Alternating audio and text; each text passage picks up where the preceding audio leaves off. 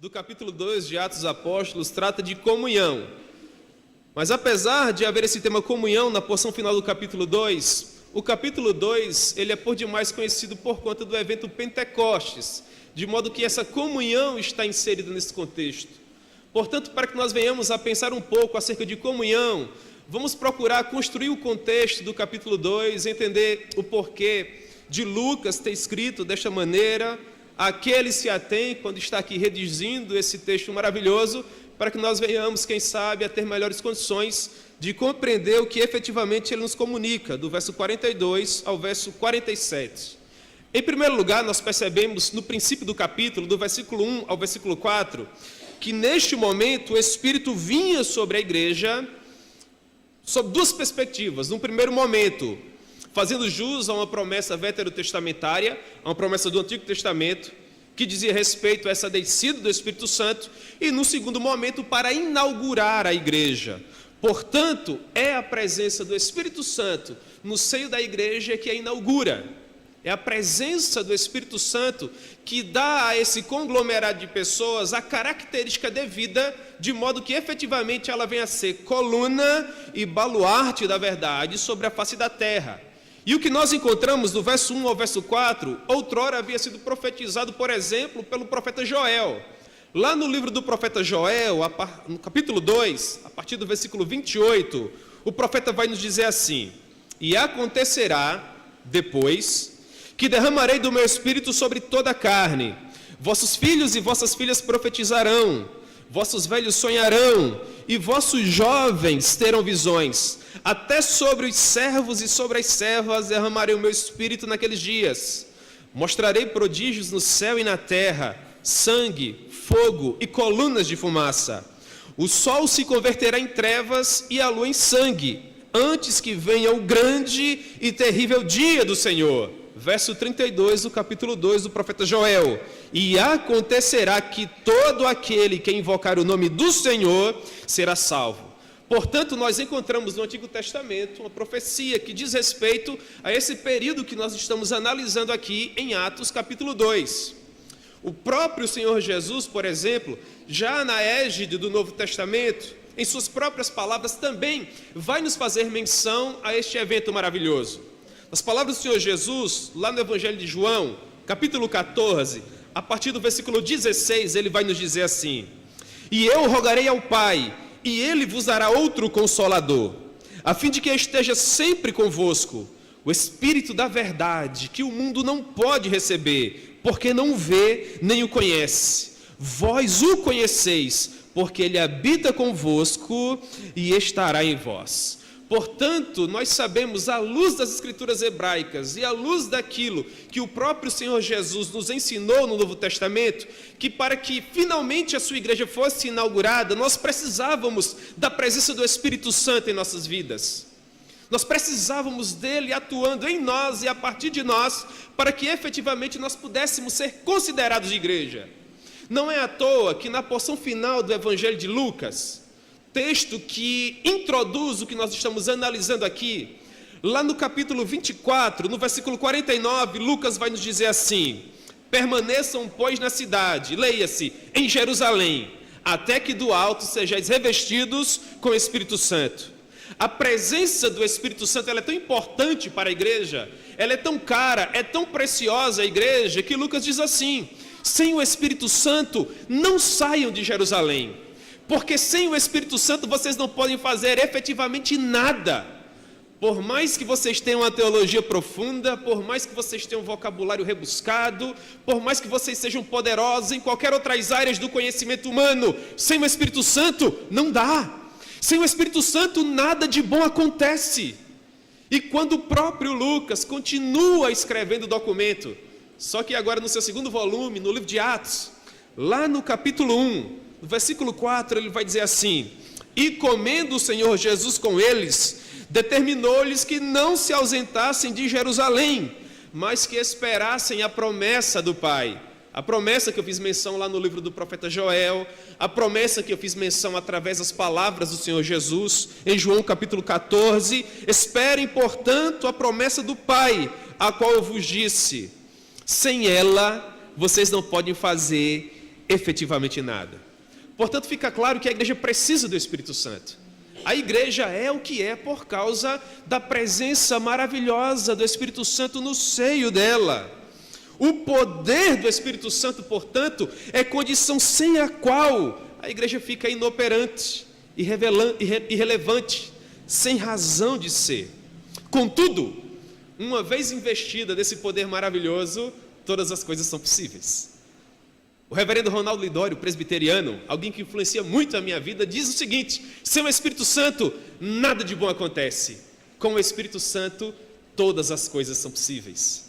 E é nesse contexto que nós chegamos ao versículo 8 do capítulo 1, que é maravilhoso. Ele diz assim: mas recebereis poder ao descer sobre vós o Espírito Santo, de modo que vocês terão condições de testemunhar a respeito daquilo que vocês sabem, tanto em Jerusalém como em toda a Judeia e Samaria e até os confins da terra.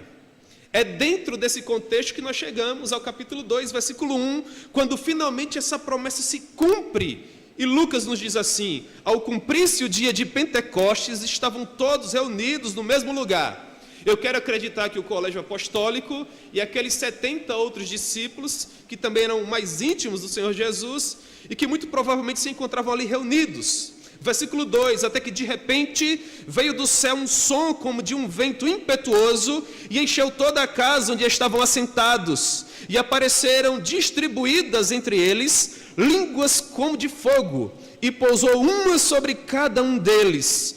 Todos ficaram cheios do Espírito Santo e passaram a falar em outras línguas, segundo o Espírito lhes concedia que falasse. Portanto, nesse momento maravilhoso, em Atos capítulo 2, do verso 1 ao verso 4, nós temos a inauguração da igreja. A igreja ganha características. A igreja agora é a comunidade do Espírito Santo. E uma vez que a igreja se torna comunidade do Espírito Santo, o que o Espírito Santo a comissiona a fazer? O Espírito Santo a comissiona a ser uma resposta à santa expectativa de Deus de tornar o seu nome conhecido até os confins da terra. É o que Lucas vai nos dizer do versículo 5 até o versículo 13, quando ele nos diz, verso 5, que por ocasião do Pentecostes estavam em Jerusalém judeus piedosos vindos de todas as partes da terra. Ele vai dizer, de todas as nações debaixo do céu. E aquelas pessoas ouviram aquele som como que de um vento impetuoso e movidos, quem sabe, pela inata curiosidade humana, afluíram até o local onde o colégio apostólico e os demais discípulos estavam ali reunidos. E Lucas nos diz no versículo 6, que quando eles finalmente chegaram ali, eles ouviram de maneira perplexa que aqueles homens, sendo judeus, falavam as línguas de todos os povos que estavam ali representados. E perceba que eram muitos os povos que ali estavam. Por exemplo, eram mesopotâmios, judeus, capadócios, do Ponto, da Ásia, da Frígia, da Panfilha, do Egito, da Líbia, de Cirene, de Roma, prosélitos do judaísmo, cretenses, arábios, pessoas das mais longínquas regiões do planeta Terra. E todas essas pessoas, a uma, ouviam os discípulos falar a respeito das grandezas de Deus. Portanto, o que nós aprendemos com isso? Que no primeiro momento o Espírito Santo inaugura a igreja, a torna comunidade do Senhor Jesus sobre a face da terra, lhe dá características. E num segundo momento o Espírito Santo comissiona a igreja, lhe investe de poder, lhe investe de autoridade, de modo que agora ela tem condições, ferramentas, que lhes oferecerão condições de partir por todo mundo, pregando o evangelho a toda criatura. Todas as nações aqui representadas ouviam as boas novas de salvação em sua própria língua e compreendiam aquilo que estava acontecendo. Só que faltava, meus amados irmãos, um sermão que viesse dar liga a todo aquele acontecimento. Alguns deles ficavam perplexos, sem conseguir compreender de fato o que significava tudo aquilo. Alguns, em especial, achavam que aqueles judeus estavam todos embriagados, ainda que aquele fosse ainda o princípio do dia. E aí nós chegamos a uma terceira característica, que é produto do Espírito Santo, e sem a qual nós também não teremos condições de fazer efetivamente nada. Até aqui nós chegamos à conclusão que é o Espírito Santo quem inaugura a igreja, é o Espírito Santo quem comissiona, quem veste a igreja de autoridade, mas nós também precisamos compreender que é o Espírito Santo quem capacita a igreja a proclamar o Evangelho. A igreja é inaugurada, a igreja é comissionada, ela recebe as suas ordens, mas a igreja também é capacitada, ela recebe as ferramentas. E como nós percebemos isso? A partir do versículo 14. Pedro estava ali capitaneando os discípulos naquela ocasião, ele percebe aquele conglomerado de pessoas, aquela multidão imensa, ele percebe que aquele milagre fenomenal não tinha obtido condão de explicar àquelas pessoas o que estava acontecendo, de modo que Pedro ele toma a palavra, versículo 14, de uma maneira muito corajosa, e ele se levanta, juntamente com os 11, e erguendo a voz, adverte as pessoas que estavam ali presentes nestes termos: varões judeus, Atos 2,14, e todos os habitantes de Jerusalém, tomai conhecimento disto e atentai nas minhas palavras. Pedro se levanta junto com o colégio apostólico no poder do Espírito Santo para entregar um sermão maravilhoso. E é tão notório que o Espírito Santo nos capacita para a obra que Deus tem nos chamado a fazer, que nós percebemos no sermão de Pedro uma desenvoltura prodigiosa, porque nós sabemos que este homem não fora como o apóstolo Paulo, que fora por Deus agraciado com a oportunidade de frequentar academia, de frequentar uma faculdade de teologia. Não! Pedro, ele era um indouto pescador, que passou toda a vida naquela região das 10 cidades, lá na Galileia, e que passou apenas 3 anos caminhando ao lado do Senhor Jesus, ouvindo das grandezas de Deus através dos lábios sublimes do Todo-Poderoso. Mas quando Pedro é investido da autoridade do Espírito Santo e se levanta pela primeira vez para pregar o Evangelho, o documento que ele produz, o sermão que nós temos, irmãos, é maravilhoso. Ele começa já fazendo uma citação de Joel, capítulo 2. Citação que, por sinal, eu já fiz aqui. Isso se encontra do verso 15 até o verso 21. Do verso 22 ao verso 23, de uma maneira magistral, Pedro vai provar por A mais B que Jesus era o Filho de Deus, que Jesus havia ratificado isso por meio de prodígios, por meio de sinais, por meio de milagres, mas que para além de tudo isso, as próprias autoridades de Israel, os judeus, foram quem lhe assassinaram. Mas Pedro vai dizer que pelo fato dele ser o Filho de Deus, o Todo-Poderoso, a morte não teve o poder de vencê-lo, de modo que ao terceiro dia ele ressuscitou, rompendo os grilhões da morte, e ele faz isso através de uma citação magistral do Salmo 16, do verso 8 ao verso 11, é o que nós encontramos aqui no capítulo 2, do verso 25 ao verso 28, próprio Pedro agora vai nos dizer que tudo aquilo havia sido dito outrora por Deus, ainda no Antigo Testamento, só que agora através dos lábios de Davi, da boca dele, no Salmo 110, versículo 1. E Pedro faz mais essa citação do versículo 29 ao versículo 35. De modo que quando ele finalmente chega à porção final, ele arremata aquele sermão maravilhoso dizendo que a este Jesus, que as autoridades de Israel haviam crucificado, aprove a Deus fazê-lo Senhor e Cristo. Você consegue perceber que sermão sublime, que sermão lindo? Um homem que até então não tinha tido uma oportunidade de falar em público, não nesses termos. Um homem que não tinha parâmetros de pregação evangélica, porque ele é o que inaugura esse condão. Ele se levanta, num primeiro momento, publicamente, perante uma verdadeira multidão, e de maneira magistral, a partir do Antigo Testamento até chegar à vida de Jesus, ele consegue provar por A mais B que aquele Nazareno, que andava pelas estradas empoeiradas da Galileia, que não tinha parecer nem formosura, e que olhando nós para ele, nenhuma beleza víamos para que viéssemos a desejá-lo, ele era de fato o Messias, o Cristo, o desejado de todas as nações. De modo que nós percebemos com isso que o Espírito Santo, que já havia inaugurado a igreja, comissionado a igreja, de fato estava capacitando a igreja, porque a mente de Pedro seguramente fora iluminada, para que com tanta propriedade, com tanta intrepidez, ele viesse comunicar o evangelho do Senhor Jesus. Mas acontece que o Espírito Santo não atua apenas na mente e no coração daquele que está expondo o sermão. Isso é maravilhoso. O Espírito Santo atua também na mente e nos corações daqueles que estão recebendo o sermão. De modo que aquela multidão, agora cientes da mensagem do Evangelho, olha para Pedro, versículo 37, e propõe da seguinte maneira: ouvindo eles estas coisas, compungiu-se-lhes o coração e perguntaram a Pedro e aos demais apóstolos: e nós, irmãos, que faremos? Enquanto Pedro estava ali pregando, o Espírito Santo estava atuando na mente e nos corações daquelas pessoas, provando para elas que o Senhor Jesus era o Cristo, denunciando-lhes o seu pecado e demonstrando-lhes a necessidade desesperadora que eles tinham de um Salvador. De modo que uma vez que eles finalmente compreendem quem eles eram e como eles estavam vivendo, não existe nenhuma outra pergunta a fazer senão: e nós, irmãos, que faremos? Como podemos escaparmos desta tão danosa condenação? E Pedro vai asseverar algo que devia ser escrito com letras douradas.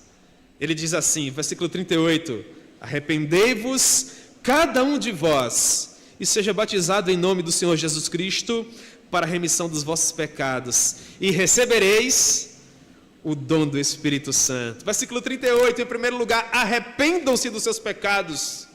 Em segundo lugar, creiam no Senhor Jesus, para que finalmente vocês possam ter acesso à família de Deus, sendo cheios, recebendo finalmente o Espírito Santo.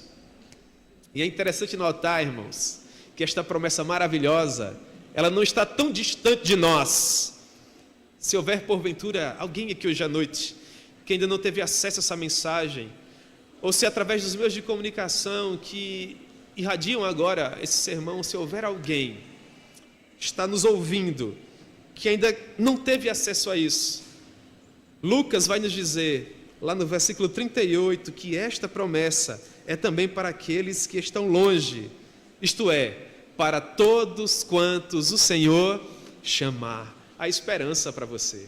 Esse mesmo Espírito pode atuar na sua vida hoje, convencendo você da justiça, do pecado e do juízo, porque o nosso Deus ainda tem poder para salvar. Não existe um coração tão duro que Ele não possa quebrar. Não existe um poço tão profundo que Ele não possa alcançar. É por isso que nós, os evangelistas, nos colocamos de maneira tão intrépida sobre o púlpito, porque o nosso Deus nos investe de autoridade para que no momento que nós estivermos pregando a sua mensagem, nós possamos dizer assim: vinde como estais. Porque o nosso Deus, sendo todo poderoso, tem poder para resolver todo e qualquer problema.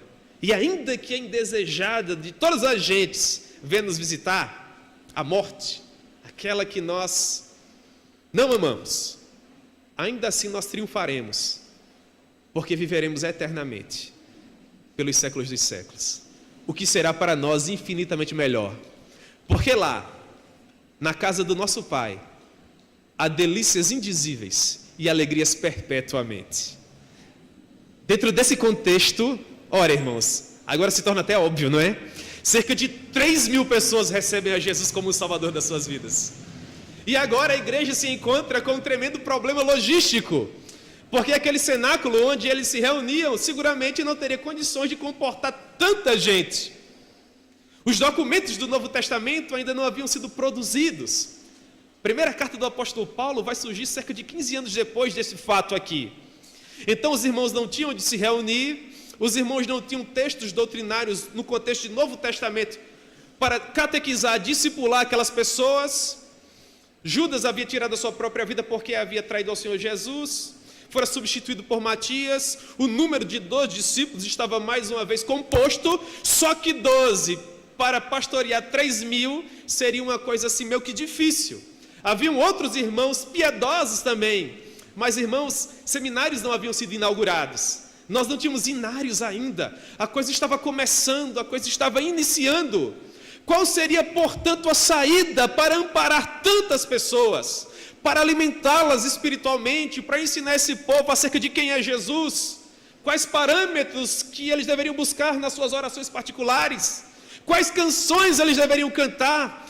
Como eles deveriam servir como esposas e esposas, filhos e pais, servos e senhores? Onde eles buscariam, portanto, esse parâmetro fundamental para que eles pudessem finalmente viver em comunidade?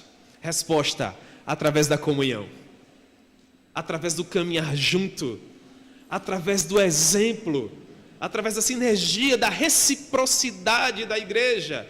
E é justamente para responder essa pergunta, quando Lucas diz que cerca de 3.000 pessoas receberam a Jesus, que lá no versículo 42, ele diz assim: e perseveravam na doutrina dos apóstolos, e na comunhão, e no partir do pão. Eis, portanto, algumas das características da igreja primitiva, que lhes ofereceram condições para que ela pudesse caminhar e se tornar aquilo que é hoje. Uma igreja forte, firme, que caminha a passos largos em direção a Jerusalém Celestial. Uma igreja que desde sempre, agora e sempre o será, coluna e baluarte da verdade. Eis, portanto, a primeira característica desta comunhão: a igreja perseverava na doutrina dos apóstolos. Essa palavra perseverar é uma palavra muito importante. Ela aponta para alguém que está em dificuldade, ela aponta para alguém que está sofrendo, mas que de uma maneira resiliente, de uma maneira resistente até, mesmo diante de um sofrimento atroz, essa pessoa ainda consegue levantar a cabeça, olhar para o horizonte e finalmente compreender que ainda que o choro dure toda uma noite, a alegria vem pela manhã. O que Lucas está querendo nos dizer é que a situação era difícil, faltavam ainda esses aspectos teológicos fundamentais, faltavam ainda as escolas que haveriam de educar os pastores para que eles pudessem alimentar os seus rebanhos, faltavam os inários, faltavam os demais documentos, mas os apóstolos estavam ali. Os apóstolos estavam ainda entregando seus primeiros sermões. Eles ainda cresceriam e cresceriam muito. Mas apesar de toda esta aparente superficialidade, da tácita perseguição, do fato deles estarem inaugurando um movimento que naquele momento tinha um teor de revolucionário, ainda assim, com todos esses reveses, eles perseveravam na doutrina dos apóstolos. Havia uma verdadeira motivação em se assentar aos pés daqueles homens para aprender com eles. Não haviam, meus amados irmãos, esses meios que amplificam a voz, não haviam espaços confortáveis como esse. Pelo contrário, o que havia eram pessoas que queriam desabonar a igreja, persegui-la, destruí-la, acabá-la. O que havia eram pessoas perdendo emprego. O que havia eram pessoas sendo já perseguidas, mesmo neste momento. O que havia, meus amados irmãos, era uma verdadeira pressão social e cultural dentro de Jerusalém. Mas como a igreja respondia a tudo isso? Perseverando na doutrina, com alegria, com motivação no coração, se assentando aos pés daquele homem para aprender acerca do Senhor Jesus. Gostaria de fazer uma aplicação aqui. Como nós precisamos nos dias atuais desta motivação, de uma motivação que nos traga até a presença do Senhor, verdadeiramente dispostos a aprendermos dele, angariarmos as ferramentas necessárias para expandirmos o seu reino e para manifestarmos a sua glória até os confins da terra. Porque afinal de contas, assim como este povo aqui, nós também somos o povo do Senhor e também devemos perseverar na doutrina dos apóstolos, no conhecimento que emana destes homens de Deus. Então esta era a primeira característica que gerava comunhão que a igreja precisava para se manter unida e de pé. Eles perseveravam na doutrina dos apóstolos. Em segundo lugar, eles perseveravam na comunhão. Eles não apenas amavam e se preocupavam com aqueles que estavam dentro da comunidade de fé. Eles também amavam e se preocupavam com aqueles que estavam fora, com aquelas pessoas que ainda não haviam sido alcançadas. E é justamente isso que traz à tona todo o diferencial do cristianismo. Porque o cristianismo é justamente aquela possibilidade de comunhão, é aquela possibilidade de perdão, é aquela possibilidade de oferecer às pessoas o que elas não podem oferecer a si mesmas. É isso o que nós temos a oferecer. É por conta disso que nós ainda estamos sobre a face da terra. E se nós nos amássemos apenas a nós mesmos, nós não faríamos lá muita coisa, não é verdade? Toda a beleza reside no fato de nós devemos amar também até aqueles que nos perseguem. E é justamente isso que deixava o Império Romano e os demais inimigos do cristianismo em polvorosa.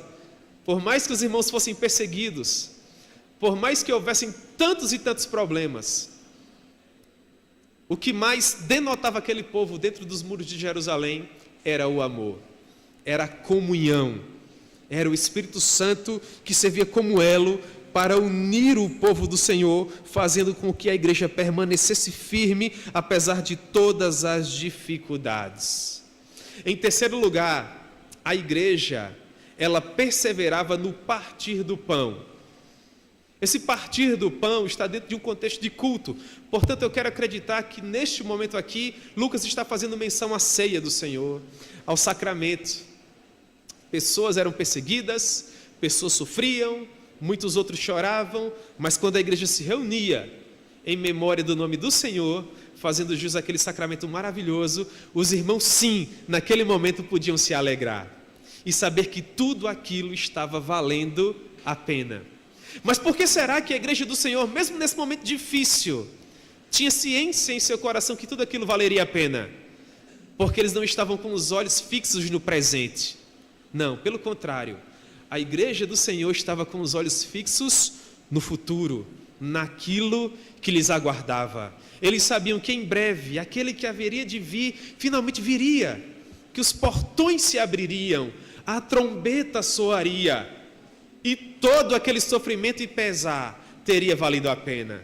Eu quero até acreditar, irmãos, que todos nós que aqui estamos, compartilhando o pão, celebrando o cálice, sofrendo assim como nós estamos sofrendo, porque afinal de contas essa é a profecia: no mundo tereis aflições, mas tenha de bom ânimo, eu venci o mundo. Daqui a pouco todos nós também, a uma, estaremos perante ele, os portões estarão abertos, e nós também estaremos ouvindo: vinde, benditos de meu Pai, para o reino que eu vos preparei desde antes da fundação dos séculos. Eu quero acreditar que se naquele momento o Senhor Jesus nos der a oportunidade de fazer uma reflexão acerca de tudo que nós experimentamos aqui, sabe o que seguramente todos nós diremos? Valeu a pena. Valeu a pena. Então, assim como a igreja de Jerusalém, vamos caminhar um pouco mais. Em quarto lugar, eles perseveravam na oração. Todas as experiências que aquelas pessoas estavam vivendo tinham o condão de canalizar tudo até o trono da glória de Deus.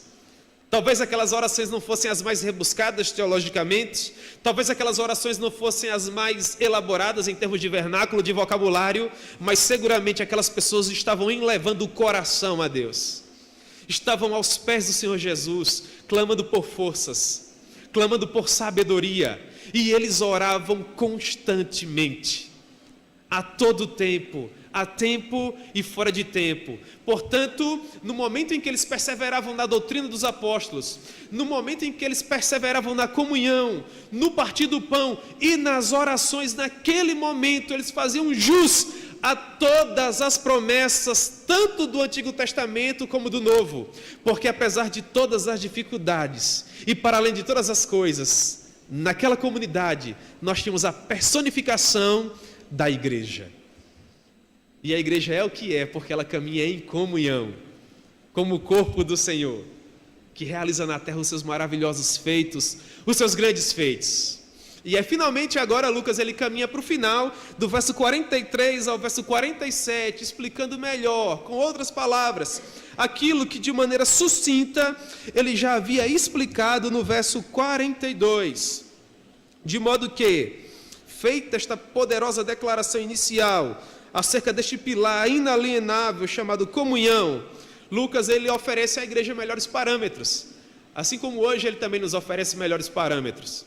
E cada uma das afirmações que ele faz no versículo 42, nós obtemos uma explicação melhor acerca delas do verso 43 ao verso 47. Por exemplo, ele diz assim: e perseveravam na doutrina dos apóstolos. Como eles perseveravam na doutrina dos apóstolos? Versículo 43, em cada alma havia temor, e muitos prodígios e sinais eram feitos por intermédio dos apóstolos. Duas afirmações maravilhosas aqui nós encontramos. Em primeiro lugar, em cada alma havia temor. Essa palavra temer é a mesma palavra que a Septuaginta vai usar lá no Salmo 128, versículo 1, quando ele diz assim: bem-aventurado o homem que teme ao Senhor. Em outras palavras, bem-aventurado o homem que estima ao Senhor. Bem-aventurado o homem que reverencia ao Senhor. Bem-aventurado é o homem que ama ao Senhor. Bem-aventurado é o homem que consegue finalmente compreender quem é este Senhor. Lucas está nos dizendo que o fato da igreja perseverar na doutrina fazia com que a igreja tivesse melhores condições de compreender quem Deus é. E quando nós temos uma boa teologia, meus amados irmãos, tudo mais na nossa vida vai bem. Porque em último caso, será a nossa teologia que definirá como serão os nossos relacionamentos e tudo mais que nós vemos a realizar sobre a face da terra. Por exemplo, a sua teologia definirá que marido você será. A sua teologia definirá que espécie de esposa você será. A sua teologia, por exemplo, definirá que funcionário você será. Em outras palavras, um homem que tem uma boa teologia, que compreende bem quem é Deus, por teologia, leia-se, aquele que estuda Deus, que compreende a Deus, que se relaciona com Deus. Se você é um bom teólogo, meu irmão, vai ser um mau marido? Se você, minha irmã, é uma boa teóloga, se você compreende bem a mensagem da cruz ensanguentada, vai ser uma má esposa, uma esposa leviana? É claro que não. Se você compreende a Deus e se relaciona bem com Ele, tem uma boa e sadia e genuína teologia, você vai ser um mau funcionário? É claro que não. Portanto, o fato da igreja militar, perseverar na doutrina dos apóstolos, faz com que a igreja, versículo 43, a parte A, tenha um bom relacionamento com Deus, o estime, o ame, o reverencie. E o que isso causará? 43, a parte B, prodígios, sinais e feitos poderosos da parte de Deus. Esses milagres, eles eram portentosos, porque o objetivo desses milagres, a princípio, eram servir como que sinos que convocavam as pessoas para ouvirem os sermões dos apóstolos. Nos dias atuais nós temos outros meios. Eu não quero dizer com isso que Deus não pode operar, porque Ele é todo poderoso e faz aquilo que lhe apraz. Mas é verdade dizer que os sinais têm acompanhado a igreja. E no meu entendimento, um dos mais prodigiosos sinais de que Deus está no nosso meio e que efetivamente nós temos andado em temor e santo tremor na presença dEle, é o fato de que ainda nos dias atuais, pessoas se rendem ao senhorio de Cristo. E o milagre da conversão, pelo menos na minha opinião, é um dos mais belos de todos os milagres. Então eles perseveravam na comunhão, é o segundo ponto do versículo 42. Acerca de comunhão, Lucas nos explica no versículo 44, quando ele diz que, por comunhão leia-se, todos os que creram estavam juntos e tinham tudo em comum. Não havia elitismo na igreja. Não havia aquela ideia de que os apóstolos, pelo fato de terem andado um pouco mais com o Senhor Jesus, podiam se arrogar melhores que quem quer que seja. Absolutamente, todos eles estavam juntos, porque nós somos um corpo que possui uma única cabeça, que possui um único Senhor, que não é outro, senão o Senhor Jesus. Todos eles estavam juntos, e todos eles tinham tudo em comum. Numa sociedade, irmãos, em que o homem mais procura é locupletar-se, numa sociedade onde as pessoas estão sempre à procura de evidência, numa sociedade onde as pessoas estão sempre à procura de estarem sobre as luzes da ribalta, numa sociedade hedonista, narcisista, antropocêntrica, nós estamos sempre juntos. Não procuramos crescer sobre os demais, tampouco diminuí-los. Pelo contrário, nós temos tudo em comum. Por quê? Porque nós somos o corpo, porque nós somos a noiva, porque nós somos a herança do Cordeiro sobre a face da terra, o povo que finalmente compreendeu a mensagem da cruz ensanguentada. E ainda que esses desvios de caráter venham se nomear em nosso meio, eles não passarão de meros acidentes, porque não é o objetivo do Senhor Jesus ter uma igreja narcisista. É claro que não. Nem hedonista. Nem antropocêntrica, pelo contrário. O objetivo do Senhor Jesus é ter uma igreja que unida, diga assim, importa que Ele cresça e que todos nós diminuamos. Porque em último caso todos nós somos servos, que não teriam condições de fazer absolutamente nada, se Ele não nos oferecesse as ferramentas que nós precisamos. Tudo que nós temos vem do Senhor. E é para Ele que nós tributamos todas as coisas. Eles perseveravam no partir do pão e perseveravam na oração. Nesse bloco final, meus amados irmãos, eu quero falar do sentimento que temos de preservar os sacramentos que o Senhor Deus tem nos confiado. Ao tempo que também temos a sublime missão de andarmos em sintonia com Ele. Porque no momento em que nós partilhamos o pão, nós estamos fazendo menção à memória do Senhor, aos seus feitos poderosos, até que finalmente Ele venha. No momento em que nós partilhamos o pão, nós tornamos histórica, plástica, a cena do nosso Redentor que sangrou por nós das 9 horas da manhã até as 3 horas da tarde. Fazemos menção às suas mãos transpassadas e os seus pés também, o seu lado ferido pela lança, o seu rosto depauperado pelos espinhos daquela coroa nefasta. Quando nós partilhamos o pão, nós testificamos para todas as pessoas que comungam conosco que aquilo de fato foi real e eficaz. E que nós estamos aqui unidos e de pé hoje, porque Ele pôde em triunfo finalmente dizer: está consumado, o preço foi pago. E eu prometo que voltarei para buscar todos vocês, trazendo-os de volta à minha presença, para que finalmente vocês possam permanecer comigo por toda a eternidade. E nós oramos, versículo 47, e nós louvamos, e nós buscamos a Deus, estando em comunhão e em sintonia com Ele.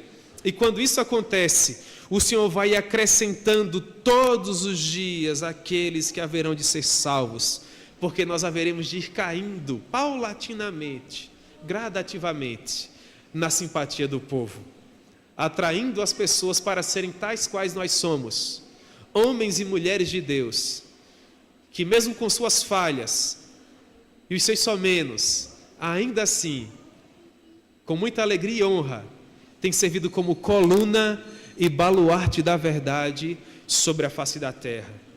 E mais do que nunca, irmãos, nós provamos que isso de fato é verdade quando caminhamos sobre a face da terra em comunhão, em união, compartilhando, celebrando e magnificando a Deus através dos seus poderosos feitos.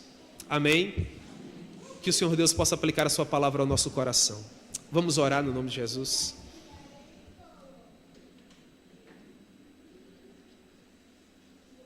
Senhor, nós louvamos ao Teu nome e agradecemos pela maneira magnífica com que o Senhor tem lidado e cuidado de nós. Muito obrigado. Obrigado porque se não fosse o Senhor, meu Deus, nós não estaríamos aqui.